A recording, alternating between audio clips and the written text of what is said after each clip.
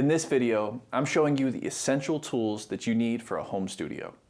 The items on this list are relatively inexpensive, so they'll be affordable for beginners or those on a budget. But if you're new to this channel, my name is Kyle. If you want to learn audio production online, subscribe to Audio University. To get started with home recording, you'll need these essential items: a computer, a digital audio workstation or DAW, an audio interface, speakers or headphones, a microphone with a stand, and cables. Even these essential items can range from less than $300 to multiple thousands of dollars. So in this video, I'm focusing on what I would recommend to someone who's just getting started. If you start with these basic tools, you'll have a good foundation for your home studio that you can expand upon down the road once you learn more about audio production. Don't stress too much about a computer in the beginning. If you currently have access to a laptop or a computer, it's probably sufficient for getting started. Ideally, you'd want a computer with a lot of RAM, a lot of processing power, and a really fast hard drive. But those things will become much more important down the road as you build your skills, so don't focus on that right now.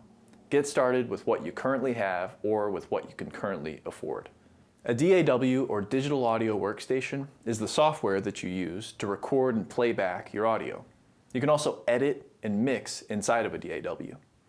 The choice of DAW will come down mostly to preference and your budget. Here's a list of some of the most popular options. There are plenty of differences between each of these options that you'll learn to appreciate later down the road. Audacity and Reaper are really powerful and free to use. The great thing is that all of these platforms have many similarities. So skills that you learn in one software could easily translate to another software down the road. Each of these options also include a good collection of basic plugins like EQ, compressors, and reverb. There will come a time where you'll want to expand into premium plugins, but if you're just getting started, I'd recommend you learn to use the tools that come with your digital audio workstation. The audio interface is the physical piece of equipment that allows you to play back and record audio to and from your DAW on your computer. It's one of the most important parts of your studio. Most audio interfaces come with microphone preamps that allow you to plug a microphone in directly. Cheap preamps make for noisy recordings, so you should prioritize getting decent preamps in whichever audio interface you choose. I recommend going with the Focusrite Scarlett 2i2 for most beginners. It has very good mic preamps for the price and gives you everything you need to get started in recording. The best part is, as you grow your skills, this interface will continue to cover the basic needs for a simple home studio. If you need help deciding which Focusrite Scarlett interface is right for you, watch this video I made that goes through the differences. You'll need a reliable way of listening to the recordings and mixes that you've created. The speakers you choose will be the lens that you look through, so it's really important that they're as accurate as possible. My first pair of studio monitors were these JBL LSR 308Ps. The new model's even better. I put a link in the description to an article I wrote all about the JBL 3 Series Mark II. If you're on a budget, I'd either recommend one of the JBL 3 Series speakers or the Atom T7V. They're in the same price range and they both give you a really great value for the money. There are a few problems with using studio monitors though. For one, they're really expensive. The options I discussed in this video are among the most affordable, but they're still not cheap. And many studios use speakers that are multiple thousands of dollars each. The second problem is that the studio monitor will be limited by the acoustics of your room. If your room isn't acoustically treated, the sound will be degraded. You can watch this video to learn why that happens. If you're going to use studio monitors, I'd recommend also doing some basic acoustic treatment in your room. That could be heavy drapes or other heavy absorptive materials that will stop and absorb sounds that would otherwise reflect off of the walls and the ceiling and interfere with the direct sound from your speakers. Once you've done that basic acoustic treatment, you might also consider a program like SonarWorks Reference 4 or another room EQ method.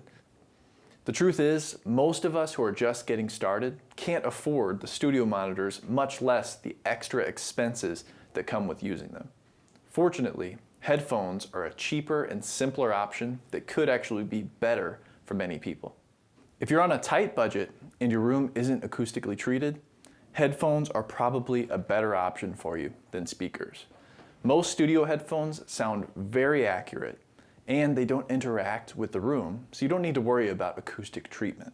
When I was in college studying audio production, mostly everybody used the Audio-Technica AT2020s. I still use mine now after almost 10 years. They're just reliable. They don't sound amazing, but they're accurate and useful for critical listening. There are many opinions on what the best microphone is for beginners. In my opinion, it's simple: the Shure SM58. You can either spend $150 on a cheap condenser mic that you won't want to use when you get more serious about recording, or you can spend $100 for a professional microphone that you'll continue to use for decades down the road. The SM58 is just a microphone that everyone should have. Now, don't get me wrong, there are many, many microphones that are better in many situations. But this is a great utility mic, and because of that, it's a great one to start out with. Even if you choose to go with a different microphone, I really urge you to not get a USB microphone if you're serious about recording. Get a microphone that has an XLR output so that you can use it with any piece of professional audio equipment. And don't forget a mic stand. When I was in high school, I tried everything to use a microphone without a stand. Suspended from the ceiling, propped up on a stack of books, unimaginable amounts of duct tape. Just get a stand. You can get a cheap, less than $30 stand on Amazon. I'll put a link to that in the description of the video.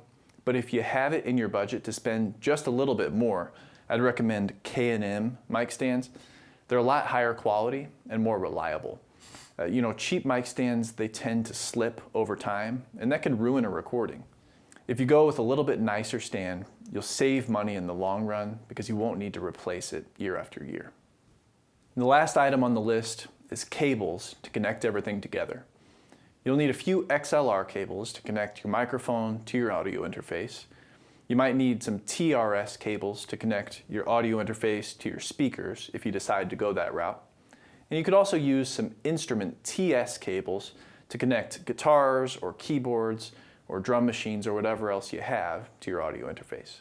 Visit audiouniversityonline.com/home-studio-essentials for the basic list of cables you'll need. You can find links to every product in this video in the description below. I've also put some links to resources that will help you build your first home studio. If you got value out of this video, hit the like button. And for more content like this, subscribe to Audio University on YouTube and check out the website at audiouniversityonline.com.